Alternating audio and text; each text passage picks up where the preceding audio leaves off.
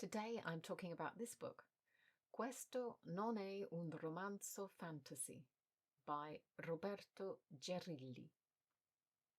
I have to admit, it was the title that got me with this one. The question is this actually a fantasy novel or not? Well, let's start with the basics. This is about a very young author, Filippo Mengarelli, who wrote a trilogy of fantasy books, one of which was published, and then everything was cancelled by the publisher. Okay, so there is a fantasy book involved. Is that it? Not at all. This book revolves around Filippo, the book's illustrator, Alessandra, and a number of people dressed as characters from the book Filippo had published. That's all I'm saying on that. Okay, the style of the book. This book is intended to be comedic, and it is. I laughed quite a lot.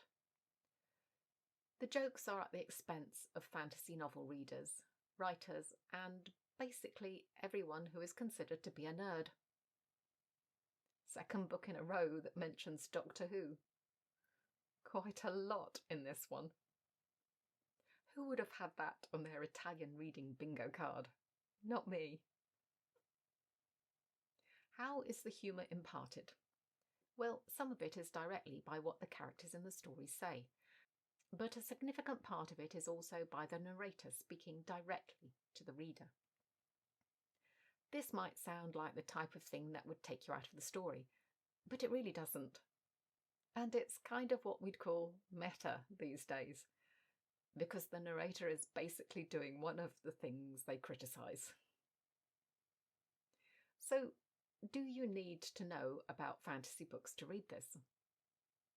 It would probably be more fun if you do, because you might not get some of the jokes, and there are a sackload of them. But I think one of the best reasons to read this book is to see if your language knowledge is good enough to get the jokes. This was quite a quick read. It only took me a couple of weeks to get through, and I don't think the language is too difficult. There are a few things about the publishing world you might have to get familiar with, but mostly if you're fairly knowledgeable about this sphere of nerdy things, you should be okay. I'm not going to do the regular paragraph from the beginning to see if you want to read it, but in my Italian review, starting any second now, I'm going to insert a few sentences that will definitely give you a flavour of the book. Now for the Italian bit. Questo non è un romanzo fantasy di Roberto Gerilli.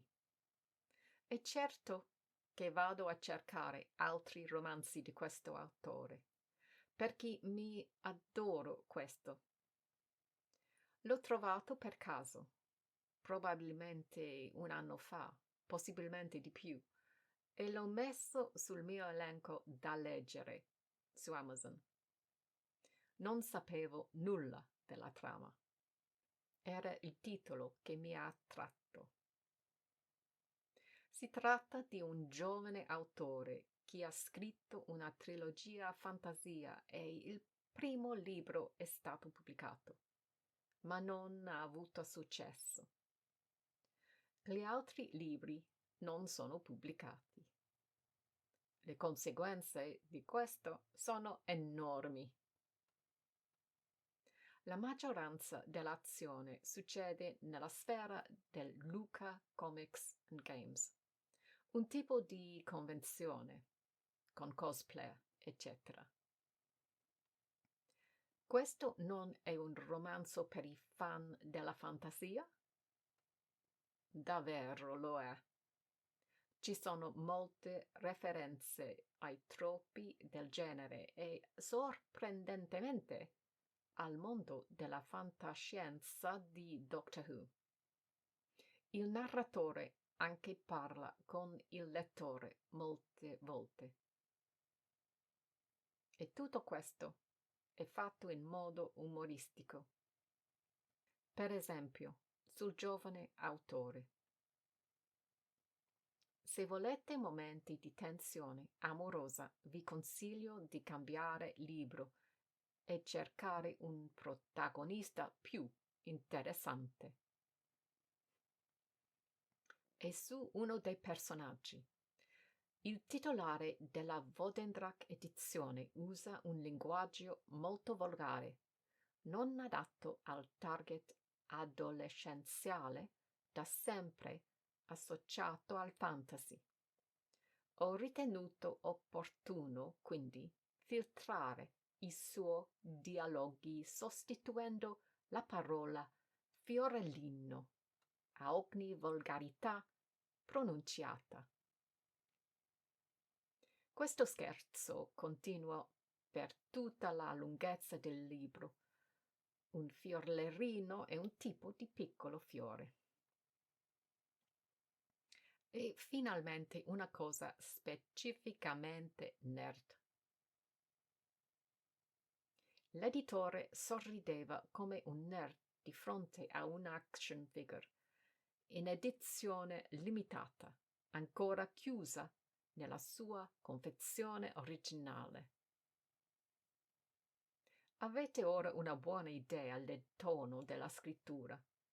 Il libro non è troppo lungo, non un tratto di un gran parte dei libri di fantasia. Il linguaggio è, direi, più casuale di molti romanzi e ho trovato molta ispirazione e frasi interessanti per la mia scrittura.